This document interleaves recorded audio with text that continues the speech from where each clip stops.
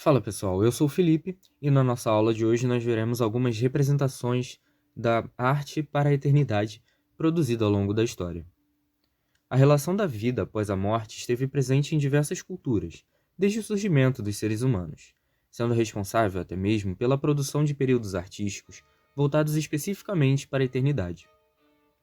No Egito, o faraó era considerado um ser divino, que exercia completo domínio sobre seu povo e que a partir deste mundo voltava para junto dos deuses dos quais viera.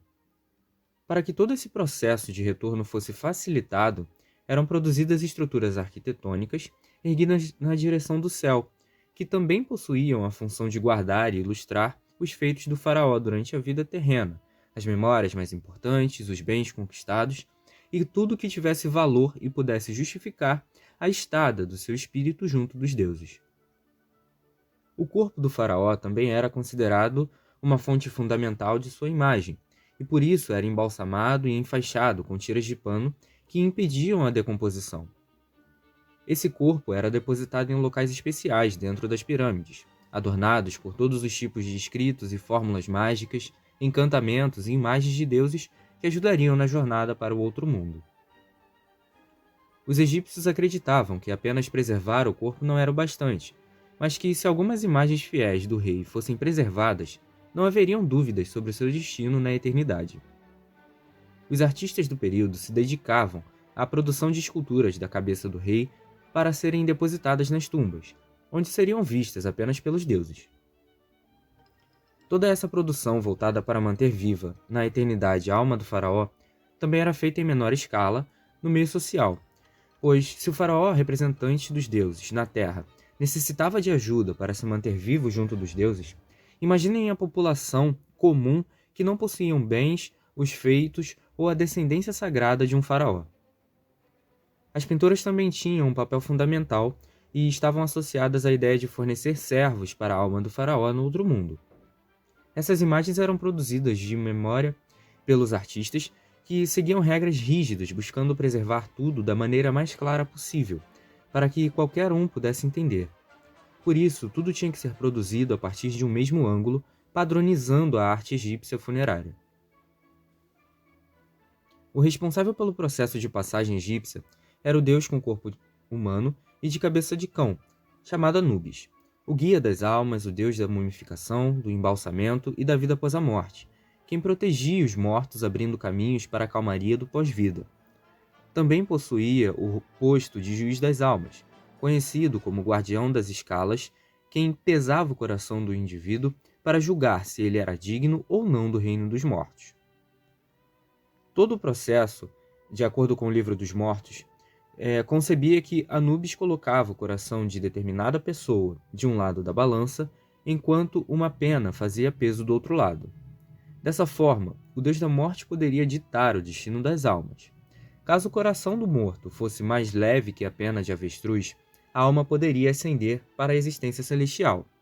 Caso contrário, se a alma fosse mais pesada que o outro lado da balança, o indivíduo era devorado por Amit, um demônio fêmea na religião do Antigo Egito e personificação da retribuição divina para os males realizados em vida. Uma fera com corpo misto de leão, hipopótamo e crocodilo. Muitos outros períodos também tiveram suas mitologias e produções artísticas voltadas para a representação das almas diante da morte corpórea.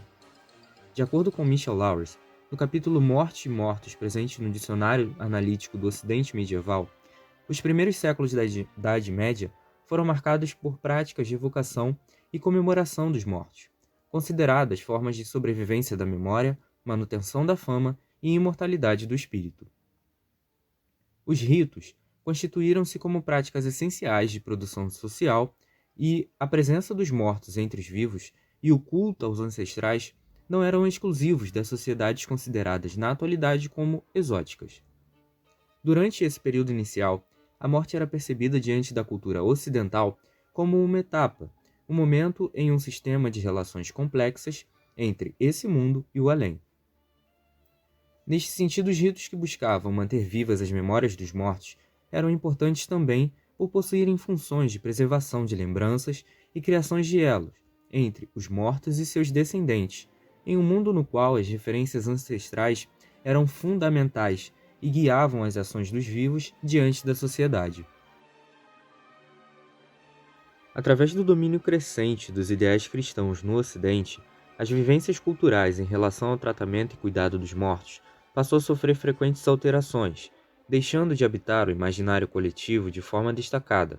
Afinal, tudo que envolvia temática de vida e morte agora estava voltado para a salvação individual do fiel e seus próprios pecados durante a vida, impossibilitando uma maior atenção aos mortos.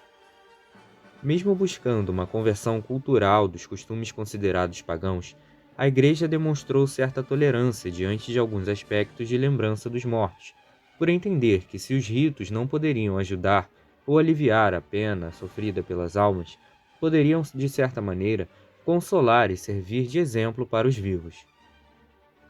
Porém, o que antes era encarado como um rito de passagem ou uma fase de todos passariam em algum momento da existência, agora passou a ser encarado com um certo receio, pois a morte poderia estar relacionada com o desaparecimento da alma ou a morte do espírito. Somente os mais santos estavam a salvo e poderiam ter suas sepulturas veneradas pelos fiéis.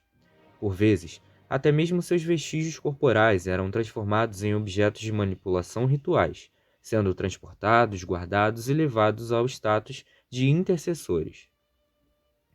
Foi justamente diante dessa nova relação que a memória anteriormente tão importante dos ancestrais familiares que influenciavam as atitudes de seus descendentes vivos foi transportada para as figuras dos santos, que se tornaram referência de vida no ambiente cultural ocidental.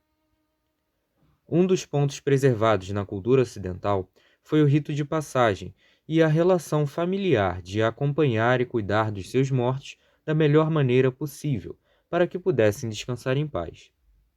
Este era um ponto importante, pois, segundo Laures, ainda se acreditava que os mortos podiam retornar para junto dos vivos e atormentá-los, principalmente quando o rito de passagem ou a conduta de seus parentes não os satisfaziam.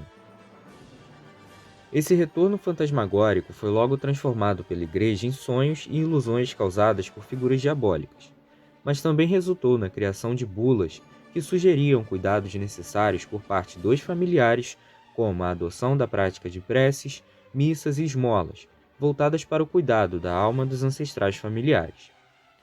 Toda essa criação de um sistema simbólico envolvendo a morte e a vida eterna foi colocada como parte da religião e fazendo parte também de certo controle social e ideológico do período, mantendo sempre o fiel junto dos ideais da própria Igreja. Nossa aula fica por aqui, um abraço e até a próxima.